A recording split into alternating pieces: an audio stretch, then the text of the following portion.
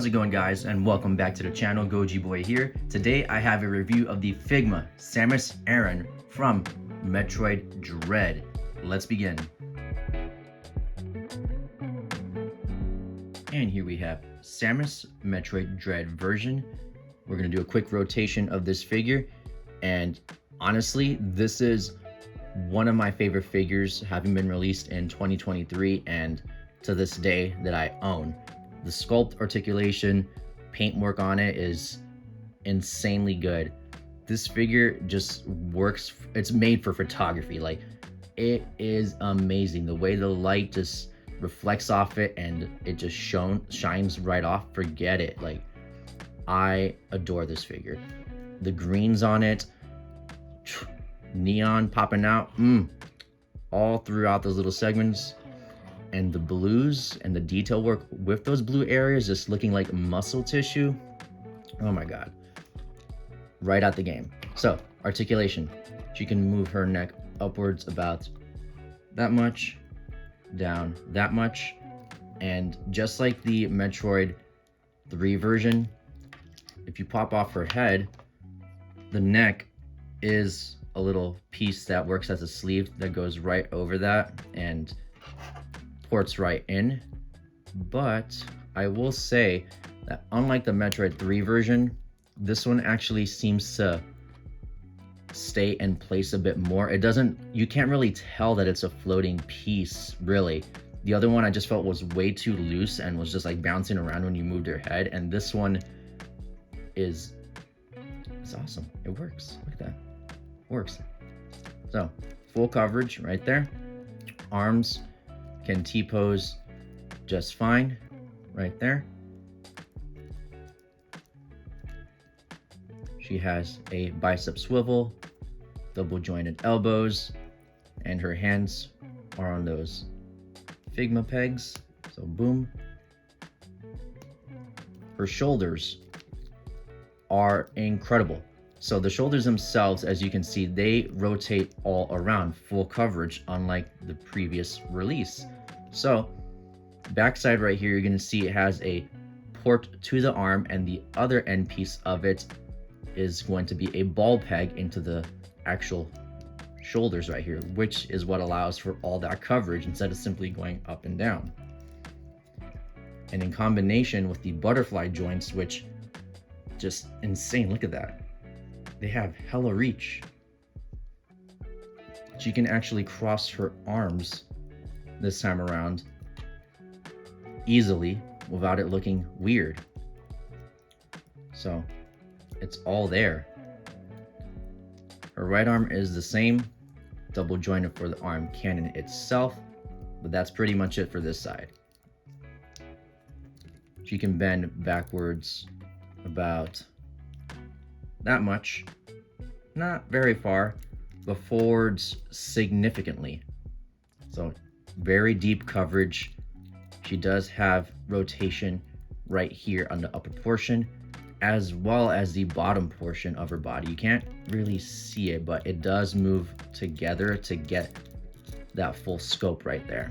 So it is present. Her legs can kick forwards that much, backwards that much.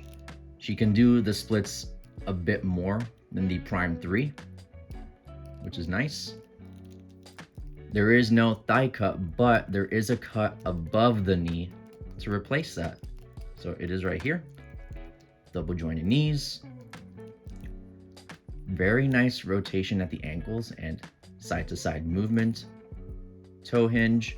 And then these pieces on the boots do move around, as well as the back ones. That way, we're able to get all those poses and make it look nice and fluid. So it is all present. This figure succeeds in everything that the Prime 3 did not. And I love it for that. So I'm gonna stand her up, put her down. In regards to the accessories that this figure comes with, she's gonna have that fist on her left hand that you see, but she also does come with a open splated left hand and the relaxed version of said hand. There is no thumbs up, which is sad, but that's fine. All the energy went into this bad boy right here, the swappable arm cannon. And man, this looks so good. Completely different color, as you can see from the one that she is currently sporting. So that just adds to the flair. And speaking of flair, the fact that it's just like opened up, just like the game, is awesome. So this is a welcome piece. I love that. She also comes with a morph ball version of herself, which simply has a little plug-in portion right there for the stand. And the last accessory is this piece. Yeah. So these are sculpted in, but it is magnetic. So just swap her left arm, left boot, plug her in, put this on a fridge or some other magnetic surface, and it's like the game, I guess. I mean, I honestly would have preferred a beam effect over this, but yeah, we got this, so I don't really care for it, but it's there. So we're gonna do a quick size comparison. Number one, I want to bring in these guys real quick. So we have the Shinkocho Seiho Kamen Rider Gaim, as well as Shinkocho Seiho Kyoryu Red from SH Figuarts. So these are more in line with the imported figures so that you can get a sense of scale, what she's looking like with them. And I think it works. I feel that you can make it work with photography. It doesn't look bad. I like it. There's those guys. Next off, we're gonna bring the NECA Xenomorph from Alien Covenant. I'm gonna have this guy crouched just because, well, I learned from my previous Metroid video, he is not gonna fit in frame. I still wanna show him just because, again, doing photos with Samus and Xenos is a lot of fun. Chef's kiss. If you haven't done it, try it out. Mwah. Fantastic. So these work. They tower over her, look menacing, perfect. So, and of course, the final comparison that I want to do real quick here is with that Metroid Prime 3 version of her. So, right off the bat, this one's much taller, bigger shoulder pads themselves, and the chest itself, as you can see, is just higher up and not as angled as this one. This one's just looking more forward, which in combination again with the articulation, shoulder pads, and the way this is sculpted impedes her crossing her arms in a more natural way, unlike this one, the Dread version, which does it beautifully. So very nice.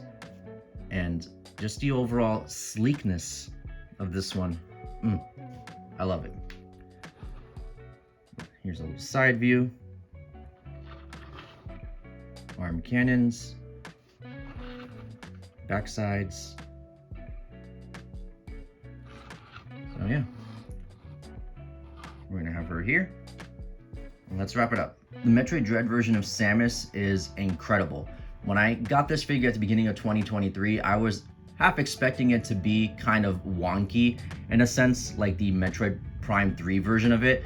Granted, that figure is a couple of years old at this point. I was half expecting this one to be along those lines, and I was shook when I was unboxing her and just messing around with her in those initial moments. Like, this figure is insanely good, and it succeeds in everything the other one failed in, even in something as simple as being able to cross the arms so that she can reach the arm cannon to strike those awesome poses and making them look, you know, normal instead of all weird. So this figure is just A+++, man. Accessory wise, pretty decent accessories. The swappable arm cannon is just beautifully sculpted, and the colors on it are just right out of the game. So A+ there as well. But honestly, I could have done away with the whole magnetic accessories that it comes with and just taken the beam effect, you know. Simple as that. Beam effect would have been much better in my opinion. Nonetheless, again, solid figure. Get her if you're able to. Fan of Metroid, get her. Boom. If you have any questions, leave them down in the comments below. You can check out my Instagram at gojiboy93, where you're gonna find photos of this figure and many others in my collection. If you enjoyed this video, found it informative, please consider subscribing. Thank you all so much. Until next time, peace.